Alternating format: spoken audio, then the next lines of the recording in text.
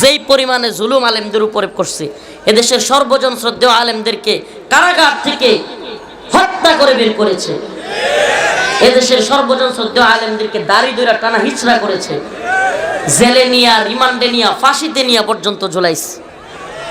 অথচ ওই যে আল্লাহ কইছে ফাইদা রাকিবু ফিল ফুলক দাউল্লাহ মুখলিসিন লাহুদ্দিন, যখন এরা বিপদে পড়ছিল আপনারা দেখছেন কিনা, রাস্তায় রাস্তায় আমরা শহীদ হব, ফেসবুকে পোস্ট দিয়া জালেমের বিরুদ্ধে শহীদ হয়ে যাব, শব্দগুলো কত সুন্দর না, ইসলামিক শব্দ, শহীদ, এই ধরনের শব্দ ইউজ করছে। এখন কি এই নেতাদের মুখ থেকে এখন শুনবেন বিভিন্ন দলের, আমরা মৌলবাদী চাই না। ভাষায় পিটানি দরকার না তোর মৌলবাদী। এই বয়ান কোত্থেকে শিখছে? আগে ভারত শিখাইছে, এখন আমেরিকা শিখায়। আমরা স্বাধীন হইতে পারি নাই কিন্তু, মানে আমার কথা মনে হয় বুঝতেছেন না, না বুঝাইতে পারতেছি না। আমরা কিন্তু স্বাধীন হইতে পারি নাই, মানে আগে গোলামি চলতো পাকিস্তানের, 71-এ সেটা বাদ, এরপরে শুরু হয়েছে 71 পর থেকে একেবারে 2024 পর্যন্ত গোলামি চলছে ভারতের। কোন জায়গা? এখন শুরু হয়ে গেছে আবার আমেরিকা, ইউরোপে। তা আমরা কবে মুক্ত হমু, কবে স্বাধীন হমু?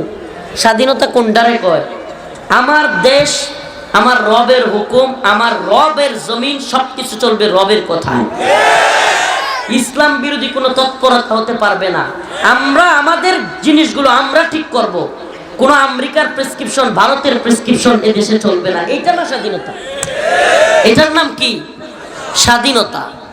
আর আপনার মতামত যদি অন্য বিদেশি রাষ্ট্রের চাপায়া দেওয়া প্রেসক্রিপশনে হয়, আপনার দেশের পররাষ্ট্রনীতি কি হবে, স্বরাষ্ট্রনীতি কি হবে, আপনার দেশ কিভাবে চলবে, উপদেষ্টা কমিটিতে কারা আসবে, এগুলো যদি বিদেশি প্রেসক্রিপশনে হয়, তাইলে আর আপনি স্বাধীন হইলেন কোথায়?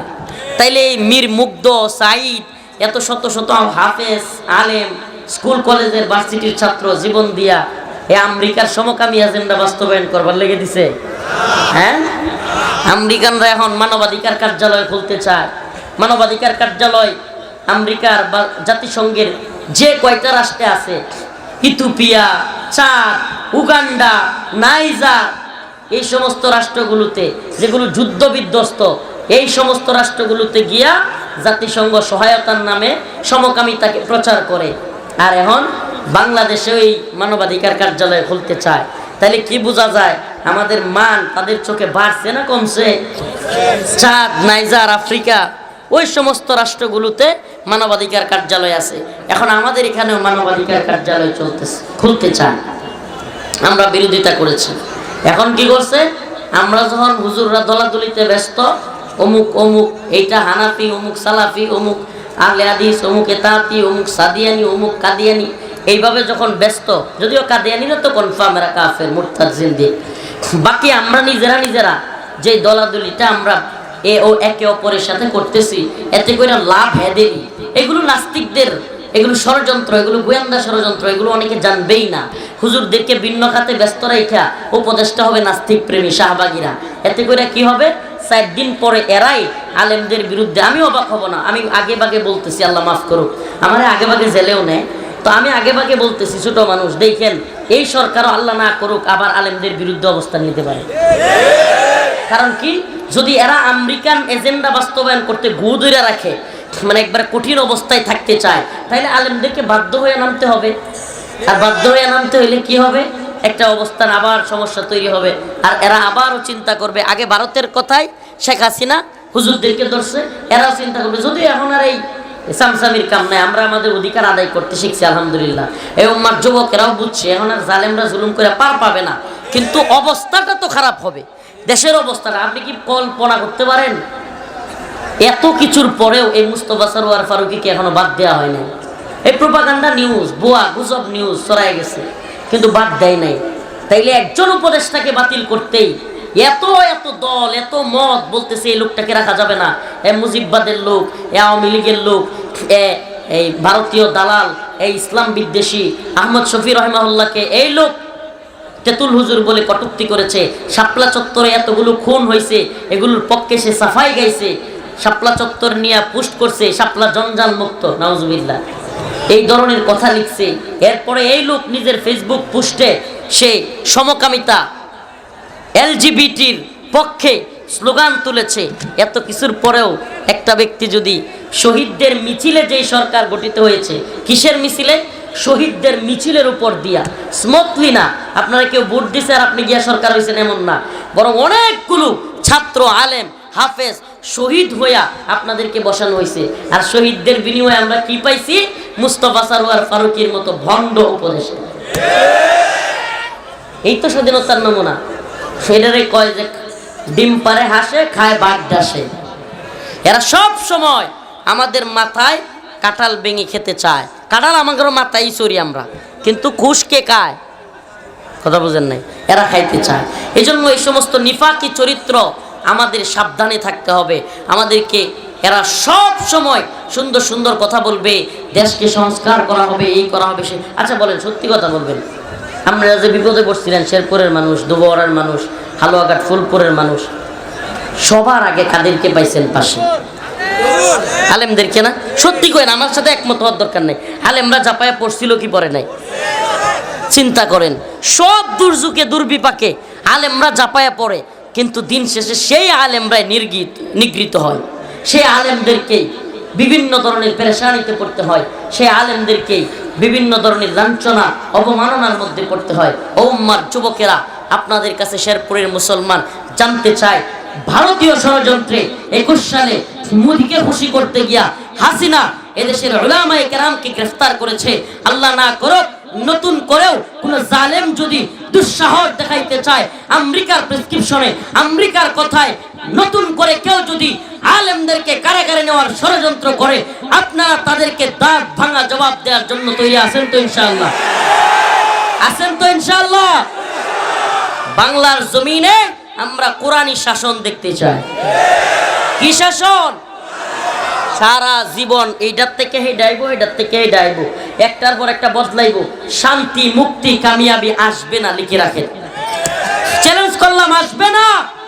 যদি শান্তি মুক্তি কামিয়াবি পেতে চাও, তাহলে কোরআনের পথে আসতে হবে। কোন পথে? কোন পথে? সমাধান চাও যদি জীবনে মরণে, ফিরে যাও খুঁজে নাও, চোখ রাখো কোরআনে।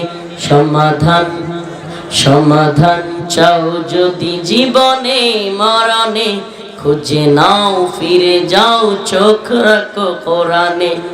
তবে পাবে সুখ শান্তির ঠিকানা, তবে পাবে সুখ শান্তির ঠিকানা, যদি মেনে নাও তুমি মনে প্রাণে। সমাধান, সমাধান চাও যদি জীবনে মরণে, খুঁজে নাও ফিরে যাও, চোখ রাখো কোরআনে। ঘরে বলো কিংবা রাষ্ট্রে বলো, ঘরে বলো কিংবা রাষ্ট্রে বলো, অশান্তি দূর করে শান্তি আনে। সমাধান, সমাধান চাও যদি জীবনে মরণে, খুঁজে নাও ফিরে চাও, চোখ রাখো কোরআনে। সমাধান আসতে হইলে, মুক্তি শান্তি কামিয়াবি পাইতে হলে ভাই ও শেরপুরের যুবকেরা, কোরআনের পথে আসতে হবে। আমার সাথে আওয়াজ দিয়ে বলো, প্রিয় ভাইয়েরা আমার, এই যে যুবকেরা চাকরি পাচ্ছে না, ভার্সিটি থেকে কলেজ থেকে গ্রাজুয়েট করতেছে, পড়াশোনা করতেছে, মাদ্রাসার তালিবুল ইলমরা বিভিন্ন মাদ্রাসা থেকে দাখিল কামিল পাস করতেছে, বিভিন্ন মাদ্রাসা থেকে মাওলানা হচ্ছে, দাওরায়ে হাদিস পাস করতেছে, কিন্তু যোগ্যতা অনুযায়ী চাকরি কোনো জায়গায় মিলতেছে না। 10-15 লাখ টাকা ঘুষ দিতে হয়, তারপরেও চাকরি মিলতেছে না। ঘুষের এক অভয়ারণ্য তৈরি হয়েছে। আমি তো বলি এই সবের পিছনে একটাই কারণ, ইসলামী শরিয়া না থাকা। প্রিয় যুবক ভাই, প্রিয় দায়ী, প্রিয় ইমাম, প্রিয় খতিব, প্রত্যেকের মাথায় আসুন না এই কথাটাকে ঢুকাই, এই কথাটাকে ছড়ায় দেই। এটা শুধু রফিকুল ইসলাম মাদানির বক্তব্য নয়, প্রত্যেকের বক্তব্য হওয়া উচিত। এই জমিন আল্লাহর বিধান হবে। আল্লাহর বিধান হলে কোনো ব্যক্তি ঘুষ খাওয়ার দুঃসাহস করতে পারবে না। কি অবস্থা যুবকের, 25 বছর হয়ে গেছে এখনো বিয়ে করতে পারে না, তার মনের মধ্যে পেরেশানি, হতাশা, চাকরি নাই, কবে বিয়ে করব, চাকরিটাও হচ্ছে না, এলাকায় মানুষ বেকার বলে কোঠা দেয়, মনের মধ্যে কষ্টে ছেলেটা সিগারেট খায়, এমন হচ্ছে এক পর্যায়ে অনেক ছেলে, অনেক যুবক আত্মহত্যা পর্যন্ত করে। এই যুবকের দায়ভার কার? এই যুবককে বেকার বলার আগে আমাদের গার্ডিয়ানদের লজ্জা হওয়া উচিত, এই সমাজের, এই রাষ্ট্রের, এই সিস্টেমের লজ্জা হওয়া উচিত। তাইলে কেন এই যুবকদের চাকরি হচ্ছে না? হতাশায় নিমজ্জিত যুব সমাজ কেন? কারণ হলো ইসলামী শরিয়া নাই। কথা বলেন না কেন? ইসলামী শরিয়া নাই। আজকে রাস্তায় আমরা বের হই, 2টা-3টার সময় দেখি ফুটপাতে মা পড়ে আছে, তার ছোট্ট বাচ্চাটাকে নিয়ে একবার খেতা টান দেয়, একবার বাচ্চাটারে ঘুরে, আরেকবার তার কাপড় দিয়ে নিজেকে ঘুরতে চায়, ঠান্ডার মধ্যে ছটফট করতেছে। কেন এই অবস্থা? কেন এরা অনাহারে পড়ে আছে? কেন এরা এত কষ্টের মধ্যে? কম্বল নাই, কাপড় নাই। একটাই কারণ, ইসলামী শরিয়া নাই।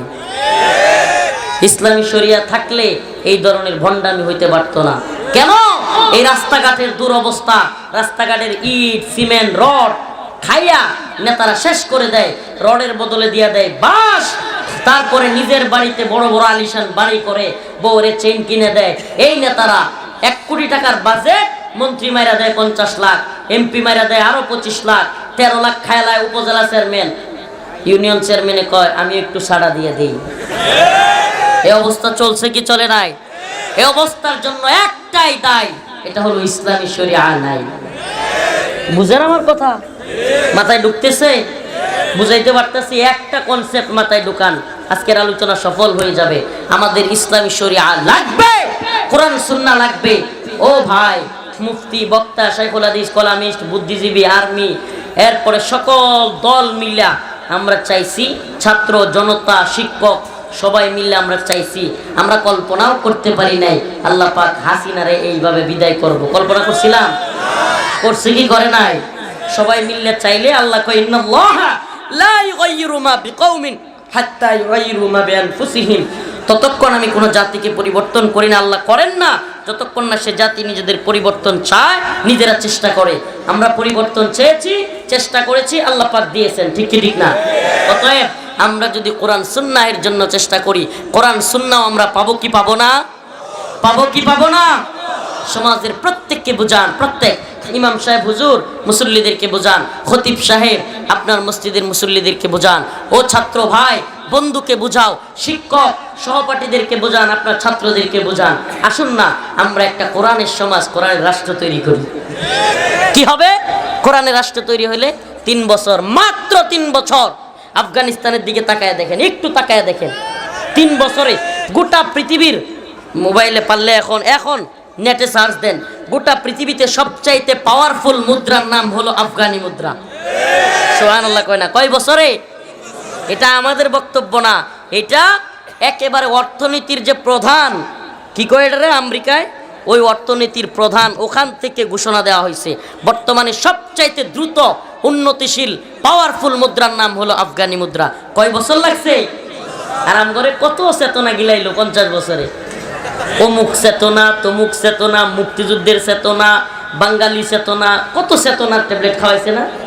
এই চেতনার ট্যাবলেট 50 বছর খাওয়াইয়া এখন আমাদের দেশের টাকা পয়সা, অর্থনীতি সব ফুকলা করে লাইছে। কি করছে? ফুকলা, নাই কিছু নাই, টাকা পয়সা সব চুরি চিন্তায় বাটপারি কইরা আর খালি চেতনার ট্যাবলেট গিলাইছে। কিসের ট্যাবলেট?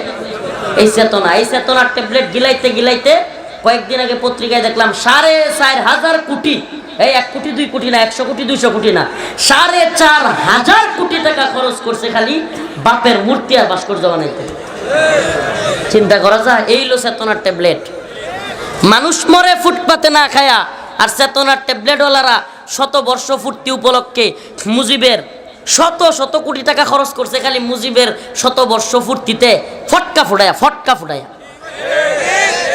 এই তো চেতনার ট্যাবলেট। আফগান মোল্লারা চেতনার ট্যাবলেট বেচে না, এরা ঘর থেকে অফিসে যায় হাইটা, পায়ে হাইটা, মন্ত্রী ঘর থেকে পায়ে হাইটা অফিসে যায়, ছোট সাইকেল দিয়া যায়, রিক্সা দিয়া যায়। সুবহানাল্লাহ, সুবহানাল্লাহ কয় না? এ যুগেও হযরত ওমরের মতো রাতের অন্ধকারে মানুষের বাড়িতে বাড়িতে গিয়া খবর নেওয়া লোক দেখতে চাও, আফগানের দিকে তাকাও। চেতনার ব্যবসা বন্ধ, এবার কোরআনের ব্যবসা চালু হোক। চেতনা ব্যবসা বন্ধ হোক, কোরআনী ব্যবসা চালু হোক। আসুন আমরা কোরআনের আওয়াজকে সব জায়গায় ছড়াইয়া দেই। এই নিফাক মুক্ত প্রকৃত ঈমানী চরিত্রওয়ালা জিন্দেগি গঠন করি। রাজি আছেন ইনশাআল্লাহ? কোরআন তিলাওয়াত হইলে, কোরআন তিলাওয়াত মনোযোগ দিয়ে শোনা এটা ওয়াজিব। কোরআন তিলাওয়াত হচ্ছে আর আপনারা চিল্লাচিল্লি করতেছেন, বিষয়টা কি ভালো হইল? হ্যাঁ, কোরআন তিলাওয়াত হচ্ছে আর আপনারা কি চিল্লাচিল্লি করাটা ভালো হচ্ছে? খুব জ্ঞানী হয়ে গেছেন, এক একজনের এক একটা মাইক দিয়ে, আর আপনারা প্রত্যেকে 20টা 30টা মাইকে আলাদা আলাদা কথা কইয়া পরে এগুলো সামাল দেন। এই নে বই রয়েছে মাইক, এই নে, তাও তার ডিস্টার্ব হয়। মানে এই নে ক্যামেরা, হেই নে উনি, তারপরেও ডিস্টার্ব হইতেছে।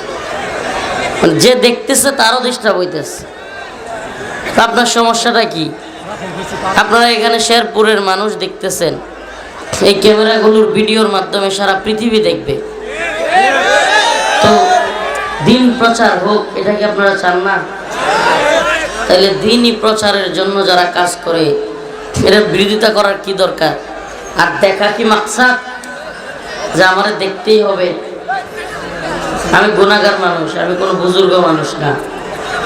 তো যে কয়টা কথা বলি একটু শোনার চেষ্টা করেন। আমলের নিয়তে নিজেও আমরাও আমল করব, আপনিও আমল করবেন, এই নিয়তে শুনি। কোরআন তিলাওয়াত হচ্ছে আর আপনি চিল্লাচিল্লি করতেছেন, এটা খুব কষ্টকর। কোরআন তিলাওয়াত হচ্ছে আর আপনারা চিল্লাচিল্লি করতেছেন, এটা সৌন্দর্য না। বরং এই গুনাহের জন্য আল্লাহর কাছে মাফ চান, যে আল্লাহ আপনি আমাদেরকে মাফ করে দেন। কোরআন তিলাওয়াতের সময় আমরা চিল্লাচিল্লি করছি, এটা আদবের খেলাফ। আল্লাহ পাক বুঝার তৌফিক দান করুন। প্রতি রাত্রে প্রোগ্রাম করতে করতে শরীর অসুস্থ, মাঝে মাঝেই এখানে আসছি 8:30টার পরপরই। আসার পর শরীর একটু খারাপ লাগতেছে, কিছুক্ষণ শুয়েছিলাম,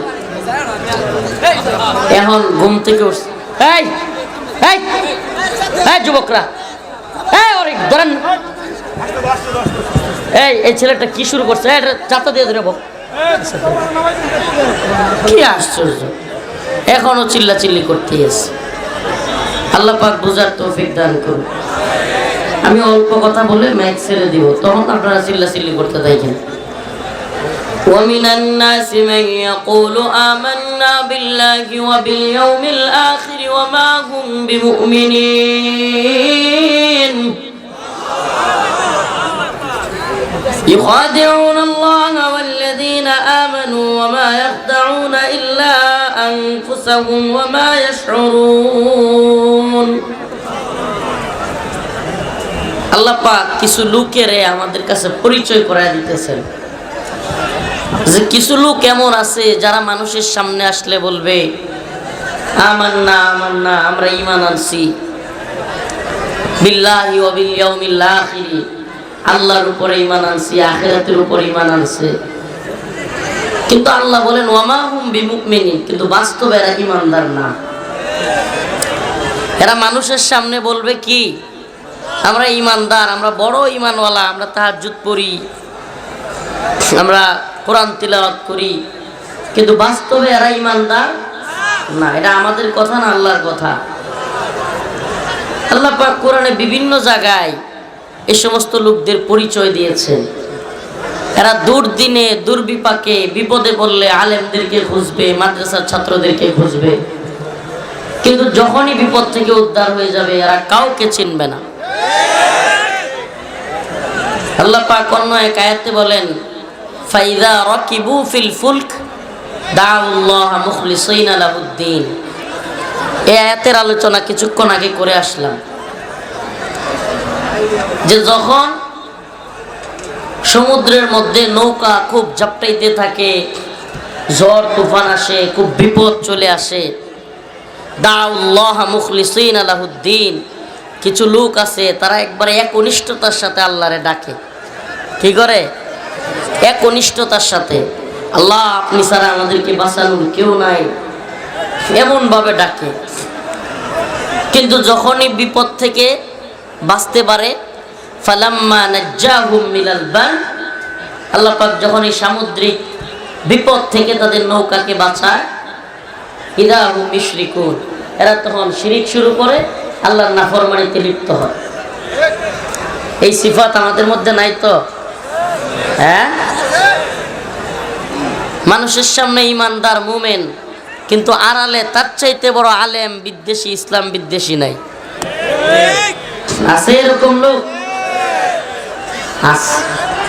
আমাদের এই অবস্থান থেকে নিজেদেরকে হেফাজত করতে হবে। আমাদের এখন নিফাকের ভয় নাই। আশ্চর্য লাগে, আস্তাগফিরুল্লাহ ওয়া আতুবু। অথচ হযরত ওমর ইবনুল খাত্তাব, যার ব্যাপারে রাসূল বলেছেন লাউ কানা বাদি নাবিয়ান লাকানা ওমর, আমার পরে যদি কেউ নবী হইতো তাহলে সেটা হইতো ওমর। সুবহানাল্লাহ। এমন এক ব্যক্তি, আল্লাহ রাসূল মুনাফিকদের একটা লিস্ট এক সাহাবী হযরত হুযায়ফা ইবনুল ইয়ামান ওনার কাছে দিয়ে গেছিলেন, মুনাফিকদের লিস্ট, কারা কারা প্রকৃত মুমিন এবং কারা মুনাফিক। তো হযরত ওমর হুযায়ফা ইবনুল ইয়ামানরে গিয়া প্রায় জিজ্ঞেস করতেন, হুযায়ফা দেখো তো মুনাফিকের লিস্টে আমার নামটা নাই তো। সুবহানাল্লাহ।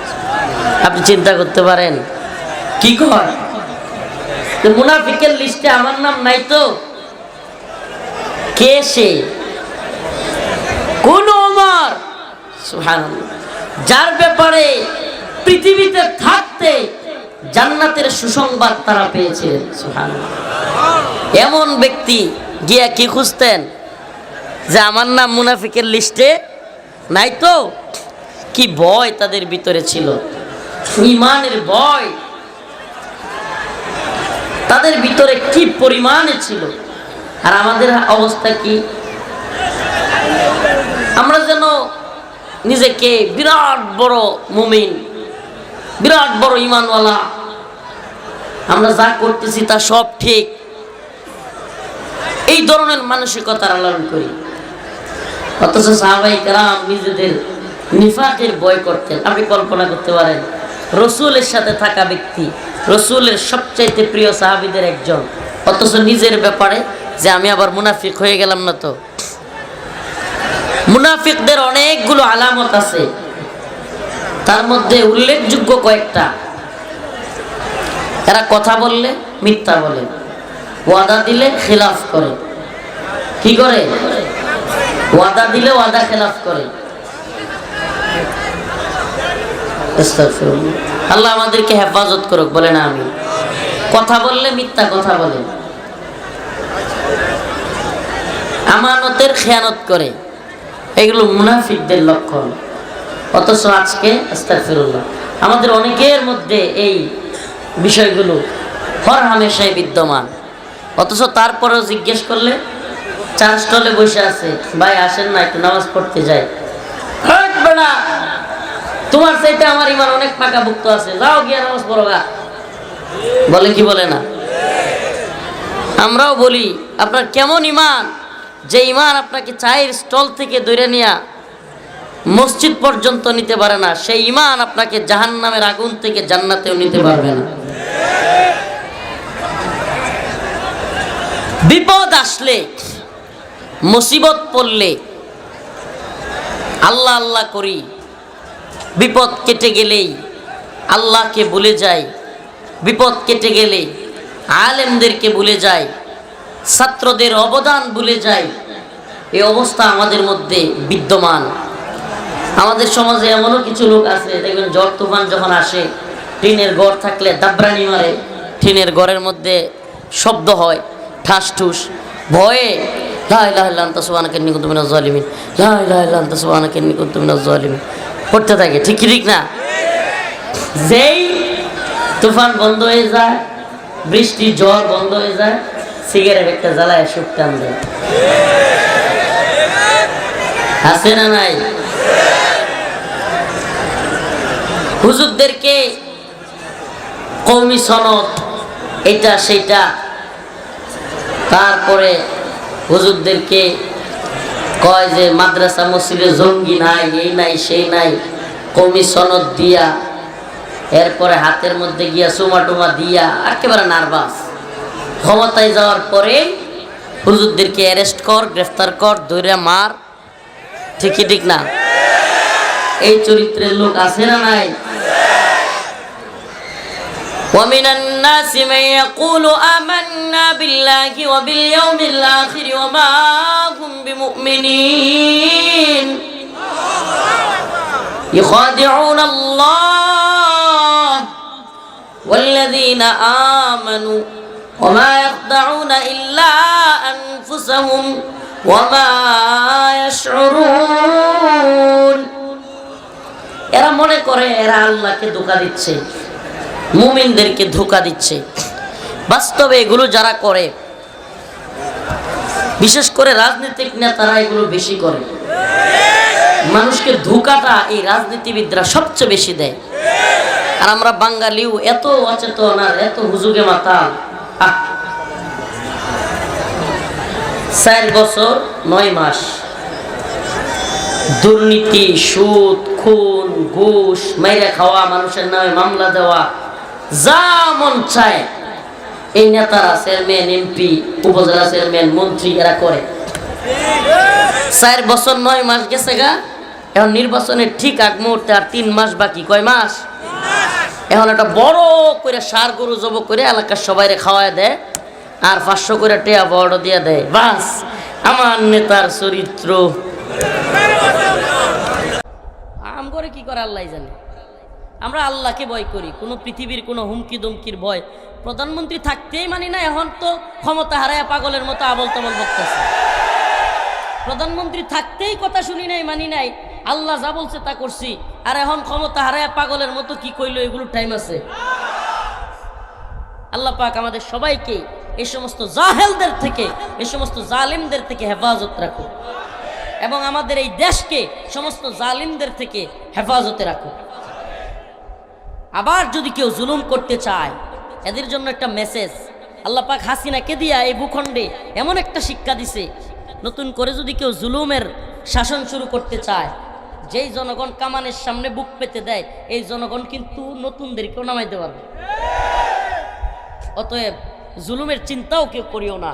কেউ দয়া করে জুলুম করবার চিন্তা আঞ্চলিকভাবে হোক, রাষ্ট্রীয়ভাবে হোক, সামাজিকভাবে হোক, কেউ যেন কারো প্রতি জুলুম না করে। একটা ইনসাফের সমাজ কায়েম হয়, আমরা চাই কি চাই না? আর এটা মনে রাখবেন, ইনসাফের সমাজ কখনোই তন্ত্রমন্ত্র দেওয়া হবে না। ইনসাফের সমাজ অবশ্যই কোরআন এবং সুন্নাহর সমাজ হতে হবে। দেখেন না, সোয়েটার গার্মেন্টসে চাকরি হারিয়ে সাধারণ কর্মীদেরকে সুপারভাইজারে গাইলায়, সুপারভাইজাররা ইনচার্জে গাইলায়, ইনচার্জকে জিএমএ গাইলায়, নাকি পিএম রে জিএমএ গাইলায়। চলছে সিরিয়াল, চলছে। অনেক সাধারণ মেয়ে ছেলে চাকরি করতে আসা কান্না শুরু করে দেয় গালির সুরে। গাইরতে আত্মসম্মান বোধে লাগে, হায় রে কি গালাগালি শুরু করছে। একটু কিছু কইতে গেলে অন্য রিকয় ধর, এখানে এইগুলোই চলে। মানে অন্যায়টাই আইন, অন্যায়টাই কি হয়ে গেছে? আইন। সামাজিক অবক্ষয় আমাদের কোন জায়গায় গিয়ে দাঁড়াইছে দেখছেন? সবাই মিলে কোথায় প্রতিবাদ করবে, আপনি ওরাকে গালি দিলেন কেন? ভালোভাবে বুঝাও তো বলতে পারতেন। সেটা না বললে অন্যরা কি বলে, আরে এখানে এটা হয়। তাইলে যে সমাজে অন্যায়টাই নেয় বা অন্যায়টাই নৈতিকতা, নাউজুবিল্লাহ, এই সমাজ কি পরিমাণ পদস্খলন করছে। আমি সুপারভাইজারদেরকে বলবো, ইনচার্জদেরকে বলবো, দায়িত্বশীলদেরকে বলবো, আল্লাহর কাছে জবাব দেওয়ার ভয় করো। তোমার একদিনের ধমকের কারণে, গালির কারণে একটা মেয়ে, একটা আমার ভাই বোন যদি পুপায়া গড়ে গিয়ে কান্না করে, তার মনের সেই কষ্টের যন্ত্রণার শাস্তি তোমাকে একদিন পেতেই হবে। এটা স্মরণ রেখেও তুমি আজকে কিছু টাকার জন্য তোমার ইনচার্জ তোমাকে গালি দেয়, তুমিও একজন সাধারণ কর্মীকে গালি দাও, মনে রাখবা আল্লাহর শাস্তি বড় ভয়াবহ। আল্লাহর শাস্তি বড় ভয়াবহ। গালি না দিয়ে বুঝায়া বলো, তার সাথে একটা সম্পর্ক, একটা বন্ডিং তৈরি করো, দেখবা সব কিছু একটা সুন্দর হয়ে যাবে। তোমাকে সে ভালোবাসবে।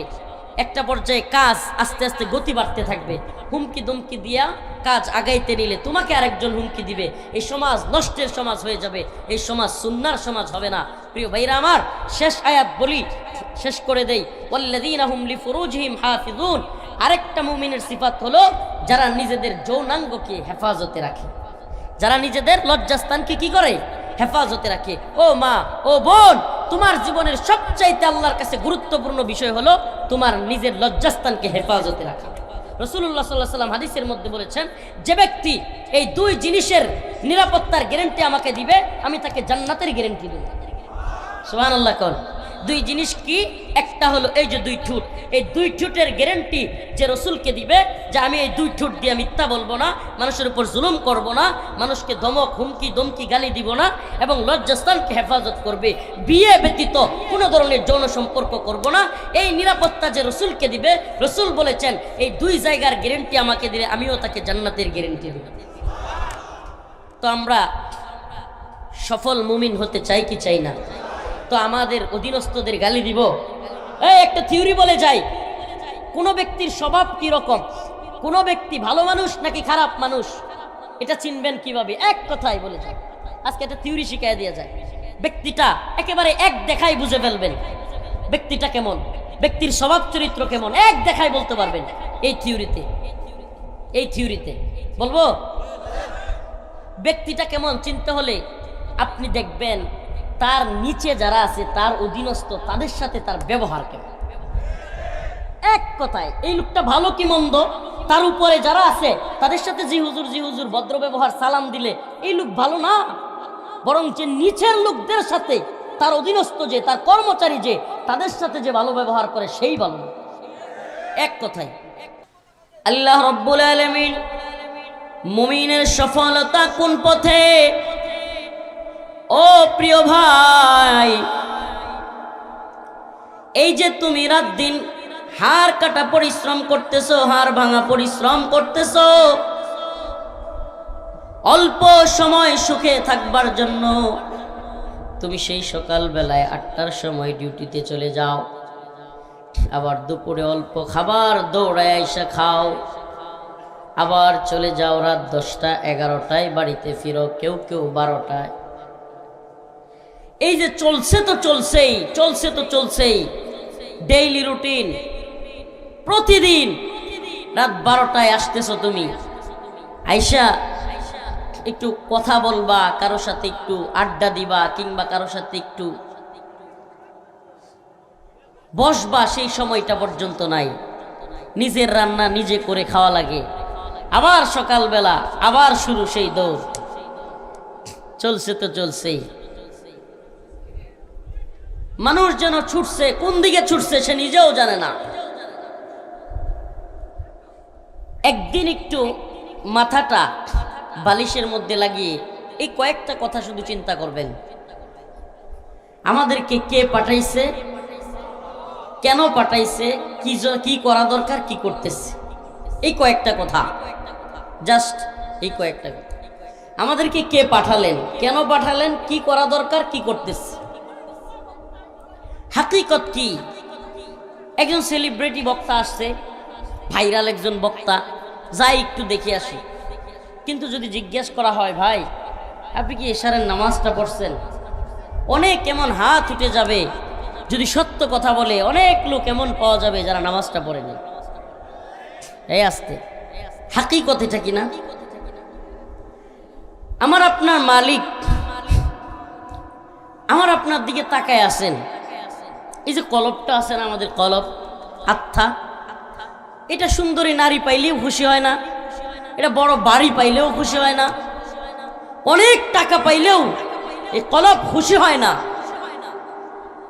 এই কলব একমাত্র প্রশান্তি পায় তার মালিককে সিজদা দিতে পারলে। একমাত্র প্রশান্তি এই কলবের মধ্যে।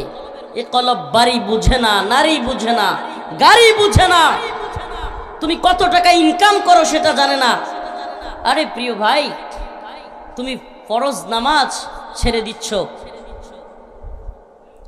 শুক্রবারে যারা নামাজ পড়ে, অন্তত শুক্রবারেও যারা পড়ে, জুমার নামাজটা পড়ে বের হইলে সত্যি বলবেন মনটা কেমন লাগে? অন্যান্য দিনের চাইতে অন্তরটা ফ্রেশ লাগে কি লাগে না? এটাই যে তাআল্লুক মা আল্লাহ, তাআল্লুক মা আল্লাহ। যত বড় গুনাহগার আছে, এই গার্মেন্টস বা সোয়েটার ফ্যাক্টরি এলাকাগুলো যেখানে আছে, শিল্প এলাকাগুলো, এই এলাকাগুলোতে সবচেয়ে কমন যে কয়েকটা সমস্যা, তার মধ্যে একটা হলো নারী পুরুষ অবাধে মেলামেশা। ইসলামিক শাসন ব্যবস্থায় এই ধরনের চাকরি, এই ধরনের অবাধে মেলামেশার চাকরি কখনো বৈধ হতে পারে না। অবশ্যই একজন নারীর পর্দা মেনটেন করে, সে যেই কাজই করুক পর্দা মেনটেন করে করতে হবে। হ্যাঁ, যেই কাজই মানে সব কাজ জায়েজ না। হাঁটু উদাম করে কিংবা ফুটবল খেললে মহিলারা তাইলেই জায়েজ হয়ে যাবে না। যেই কাজগুলো বৈধ সেগুলোও নারীকে কিভাবে করতে হবে? পর্দা মেনটেন করে। কিন্তু হাকিকত কি? এই যে গার্মেন্টস সোয়েটার ফ্যাক্টরিগুলোতে আমাদের মা বোনেরা কাজ করে, পর্দা কি মেনটেন হয়? যে কারণে অবাধে নারী পুরুষের মেলামেশার সুযোগ তৈরি হয়ে যায়। এমনকি অনেক সময় আমাদের কাছে এমনও নিউজ আসছে, আমি তো এই এলাকাগুলোতেই বড় হয়েছি, পড়াশোনা করছি। আমি জরুরি যে পাঠানবাড়ি মাদ্রাসায় পড়ছি, আমি কোনাবাড়িতে পড়ছি, তারপরে অনেক জায়গায় গাজীপুরে পড়াশোনা হয়েছে। তো যতদূর জানি অনেক নিউজ এমনও আসছে আমাদের কানে যে হুজুর বিয়ে ছাড়াই ছেলে মেয়ে একসাথে থাকে, এমনও ঘটনা আমরা শুনতে পারি। আল্লাহ মাফ করো। প্রিয় হাজিরিন, প্রিয় উম্মা, আসুন আমরা আল্লাহকে ভয় করি, আল্লাহকে ভয় করি, ওই মালিককে ভয় করি যে মালিক সব কিছুর উপর ক্ষমতাসীন। যদি কোনো বান্দা তার মালিকের দিকে ফিরে আসে, হাদিসের মধ্যে আসছে কোনো বান্দা মালিকের দিকে ফিরে আসলে তার রব এত বেশি খুশি হন যে মনে করেন একটা উট হারায় গেছে, এটা মরুভূমির মধ্যে এক লোকের উট হারায় গেছে, যেটা দিয়ে সে যাচ্ছিল বাহন। এমতো অবস্থায় চতুর্দিকে গরম উত্তপ্ত বালি আর বালি, শুধু বালি আর বালি। সে হেঁটে যাবে এই অবস্থা নাই, তার পায়ে ফুসকা পড়ে যাবে। এমন অবস্থায় সে দেখলো তার উটটা হারায় গেছে। চোখের মধ্যে একটা তন্দ্রা ভাব আসছে, হাই হাই পেরেশান, আমি কিভাবে এত বালি, চারদিকে এই বালু পার হব। হঠাৎ করে চোখ খুলে দেখে তার উটটা হাজির। ওই বান্দা যেমন চতুর্দিকে বালু থাকার পরে মরুভূমিতে তার বাহন পায়া খুশি হয়, ও আমার ভাই, ও আমার মা, ও আমার বোন, আমার আপনার মালিক বারবার আমাকে আপনাকে ডাকে, ফাফিরু ইলাল্লাহ,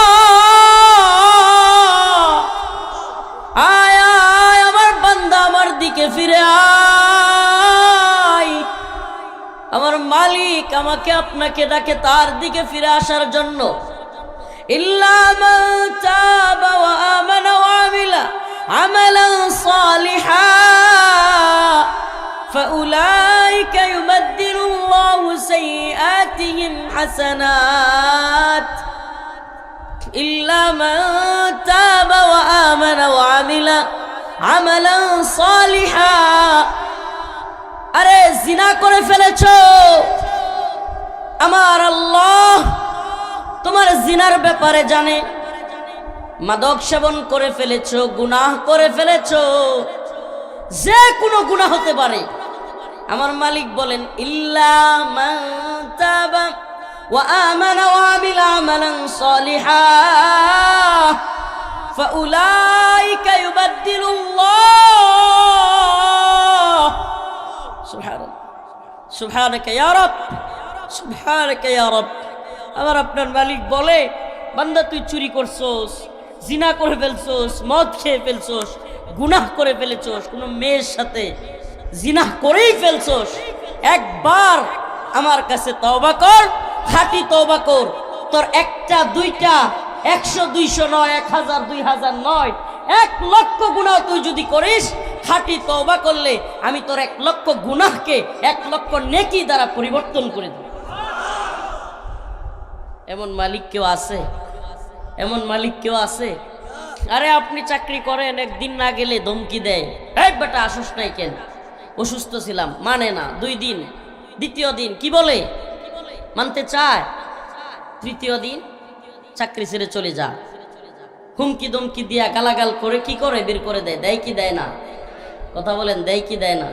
অথচ আমার আপনার মালিক এত দয়াবান, সুবহানাল্লাহি ওয়া বিহামদিহি, এত দয়াবান মালিক, যেই মালিক আমাকে আপনাকে ডাকে, বান্দা আয় আমার দিকে ফিরে আয়। একবার যদি আমি আপনি একবার মালিকের দিকে ফিরে বলতে পারি, আল্লাহ আস্তাগফিরুল্লাহ, সবাই পড়েন, আস্তাগফিরুল্লাহ ওয়া আতুবু ইলাইহি, আস্তাগফিরুল্লাহ। বলেন আহ বাবা, এই মাহফিলে এসেও যদি অন্তত ইস্তিগফারটা না পড়তে পারেন। হাদিসের মধ্যে আসছে, যে ব্যক্তি বেশি বেশি ইস্তিগফার পড়ে আল্লাহ পাক তার রিজিকের ব্যবস্থার জিম্মাদারি তিনি নিয়ে নেন। সুবহানাল্লাহ। ভাই কি রিজিকের চিন্তা করতেছেন আপনি? সেই সকাল থেকে অফিসে গেলেন তো গেলেন, সেই রাত্রে বেলায় আসলেন 12টা 1টায়, আবার ঘুমালেন নিজে নিজে রান্না কইরা। এই 5-6 ঘন্টা ঘুমানোর জন্য সারাদিন সারা রাত খাটেন। কবে আপনার সফলতা আসবে? এই আশায় কেটে যায় আরো কিছু পথ, একদিন সব ঠিক হবে। সবাই তো এটাই আশা করে নাকি?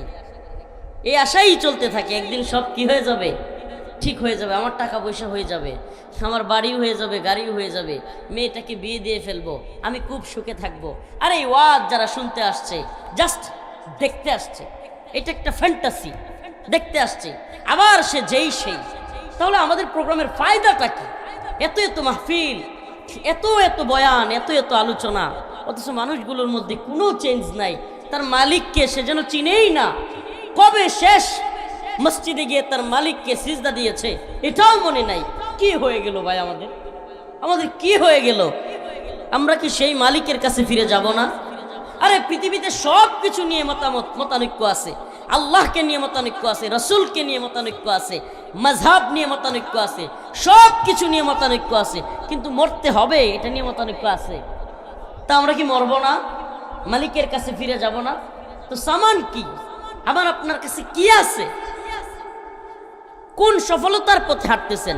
ও ভাই, ও গার্মেন্টস সোয়েটার ফ্যাক্টরিতে কাজ করা বোন, ও আমার মা, ও আমার ভাই, তোমাকে 100 কোটি টাকার মালিক হয়ে দেখার দরকার নাই তুমি কেমন সুখে থাকবা। এই কোটিপতি বাড়িওয়ালাদের দিকে তাকায় দেখো, এরা সুখে নাই, সুখে নাই, সুখে নাই।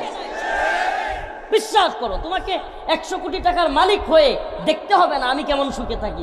এদের দিকে তাকায় দেখো, এদের অবস্থানগুলো দেখো, এদের ড্রাইভার, এদের সুইপারদের কাছে জিজ্ঞাসা দেখো, এদের নারী এবং স্বামী স্ত্রীর মধ্যে সম্পর্কটা কত দেখো তুমি। টাকা পয়সা হইলেই সফলতা আসবে, বাড়ি গাড়ি হলেই সফলতা আসবে, সুনাম যশ খ্যাতি আসলেই সফলতা আসবে। এই কনসেপ্টে থাকলে আপনি মুমিনের প্রকৃত সফলতা কি সেটাই জানেন না। আমার আল্লাহ রাব্বুল আলামিন সূরাতুল মুমিনুনের মধ্যে বলেন, قد أفلح المؤمنون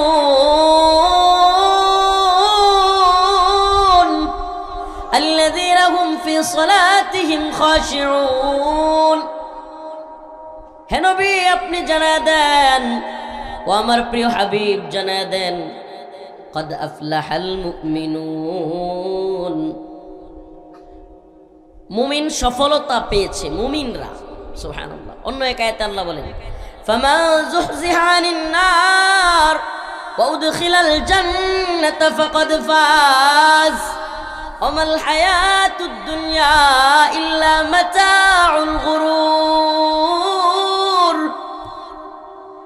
মুমিনের সফলতা কোন পথে? সুবহানাল্লাহ। মুমিনের সফলতা লক্ষ টাকার চাকরির মধ্যে, হ্যাঁ, বড় বাড়ি করার মধ্যে, গাড়ি করার মধ্যে। হুজুর এগুলো আপনারা বললে কি হবে? দুনিয়াতে তো দেখি টাকা পয়সা ছাড়া কোনো মূল্যই নাই। হুজুর টাকা পয়সা ছাড়া তো কোনো মূল্যই নাই। কে বলেছে বাবা টাকা পয়সা ছাড়া মূল্য নাই? একজন ইমানদার তাকওয়াবান ব্যক্তি আল্লাহ পাকের কাছে কত বেশি মূল্যবান। ইয়া আইয়ুহান নাস ইন্না খলাকনাকুম মিন যাকারিন ওয়া উনসা ওয়া জাআলনাকুম শুউবান ওয়া ক্বাবাইলা লিতাআরাফু ইন্না আকরামাকুম ইনদাল্লাহি আতকাকুম। আল্লাহ বলেন, আমার কাছে বান্দার সম্মানিত হওয়ার মাপকাঠি টাকা পয়সা নয়, বান্দার সম্মানিত হওয়ার মাপকাঠি বাড়ি গাড়ি নয়। বান্দা বাঙালি নাকি আরবিয়ান, কে চাইনিজ, কে রাশিয়ান, কে জাপানি, কে ইন্ডিয়ান, কে ব্রিটেনের, এগুলো আমার কাছে কোনো দর্তব্য নয়। কে সাদা, কে কালো, কে লম্বা, কে বেটে, কে মোটা, কে চিকন, এগুলো আমার কাছে কোনো দর্তব্য নয়। আমি আল্লাহর কাছে সম্মানিত হওয়ার একমাত্র মাপকাঠি হলো ইন্না আকরামাকুম ইনদাল্লাহি আতকাকুম। যে যত বেশি আল্লাহকে ভয় করবে সে আল্লাহর কাছে তত বেশি সম্মানিত। সুবহানাল্লাহ। একজন রিকশাওয়ালা হতে পারেন আপনি, শাইখুল হাদিসের আল্লাহর প্রতি ভয় না থাকলে শাইখুল হাদিস, মুফতি, বক্তা, অনেক বড় সেলিব্রিটি হতে পারে, অনেক বড় যশখ্যাতিওয়ালা বক্তা হতে পারে, কিন্তু সে যদি দুনিয়া তালাশ করে আর একজন রিকশাওয়ালা যদি তার মালিককে তালাশ করে, সেই রিকশাওয়ালার, সেই খেটে খাওয়া মানুষের কাছে আল্লাহর কাছে তার দাম বেশি। তার কাছে আল্লাহর দাম, আল্লাহর কাছে তার দাম অনেক বেশি। সুবহানাল্লাহ। ফামান যুহজিহা আনিন নার ওয়া উদখিলাল জান্নাতা ফাকাদ ফাজ। আল্লাহ বলেন, মুমিনের সফলতা টাকার মধ্যে নয়, বাড়ির মধ্যে নয়, গাড়ির মধ্যে নয়। মুমিনের সফলতা কোথায়? মুমিন যখন জাহান্নামের আগুন থেকে মুক্তি পেল তখনই মুমিন সফল। সুবহানাল্লাহ।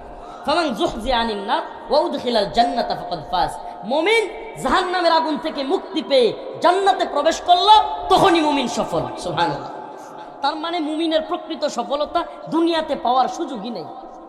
দুনিয়াতে মুমিনের প্রকৃত সফলতার কি নাই? সুযোগই নাই, সুযোগই নাই। সুবহানাল্লাহ। তাইলে আমরা কি বাড়ির পিছে, গাড়ির পিছে, নারীর পিছে ছুটবো? হ্যাঁ, এগুলোতে সফলতা আছে, কামিয়াবি আছে।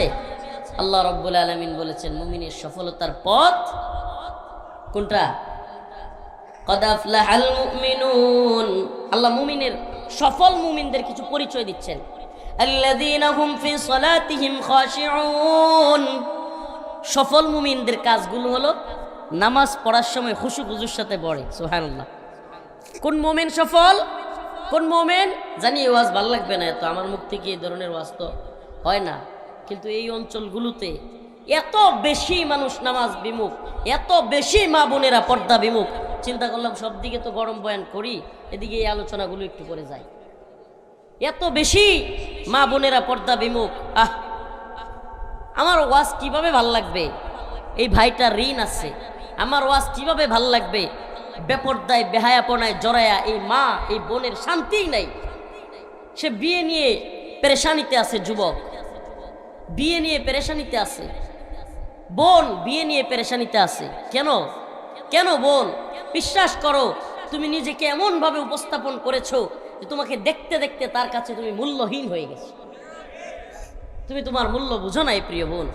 যদি তুমি বুঝতে, তাহলে তুমি অবশ্যই তোমাকে আবৃত করে রাখতে।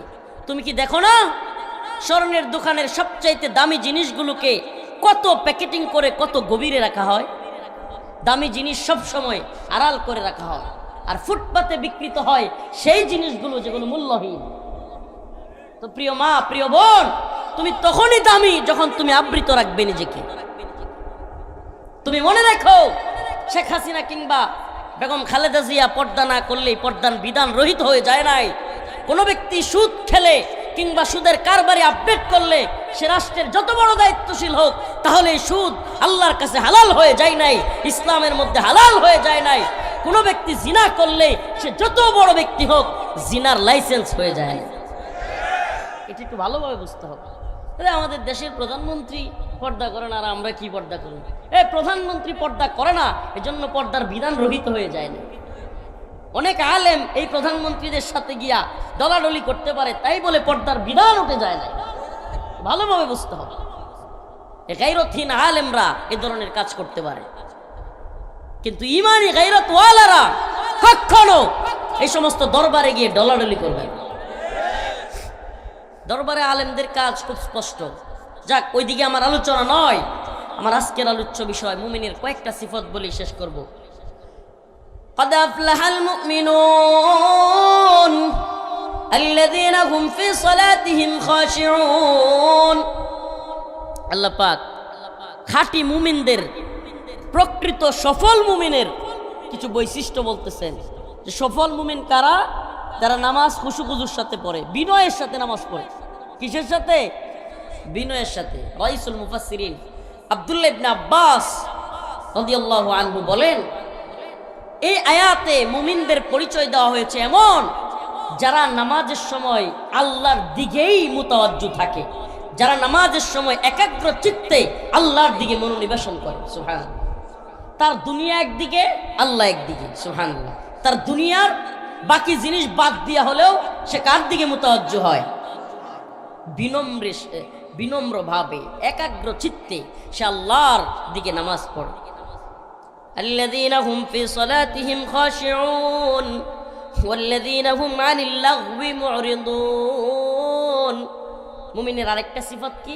অহেতুক ফালতু কাজ, গুনাহের কাজ পরিত্যাগ করে। অহেতুক ফালতু কাজ, গুনাহের কাজ সে কি করে? শিরিক অবশ্যই মুমিন কি করে? পরিত্যাগ করে। নাকি শিরিকের শুভেচ্ছা জানায়?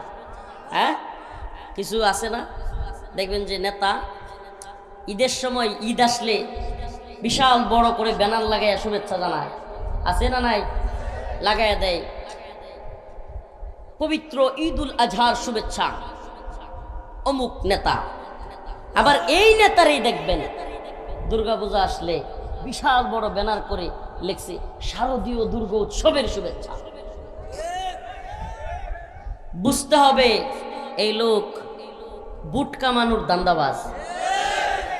এই লোক বুট কামানোর জন্য বাটপারি শুরু করেছে। আমাকে বলেন, কোন ব্যক্তি চুরি করতে যাচ্ছে, কি করতে যাচ্ছে? চুরি করতে যাচ্ছে। আমাদের এলাকায় কোন নেতা কি আছে যে এই শুভেচ্ছা জানাবে, বড় করে একটা সাইনবোর্ড লাগাবে, বড় করে একটা পোস্টার লাগাইয়া রাস্তার মোড়ে দিবে যে কাল্লা চোরা ভাই, তোমার প্রতি শুভেচ্ছা রইল, তুমি আগায়া যাও, আরো চুরি করো? কথা কয় না। কোন ব্যক্তি খুন করতে যাচ্ছে, খুন, বলেন তো কোন ব্যক্তি শুভেচ্ছা জানাবে যে ঠিক আছে মার্ডার একটা করছে আরো 10টা করো? শুভেচ্ছা জানাবে? ও প্রিয় ভাই, ও প্রিয় মুমিন ভাই, তোমার কাছে কি চুরির চাইতে আমার রবের সাথে শিরিক করাটা আরো দুর্বল হয়ে গেল? চুরির কাজটা তোমার কাছে গুরুত্বপূর্ণ হলো।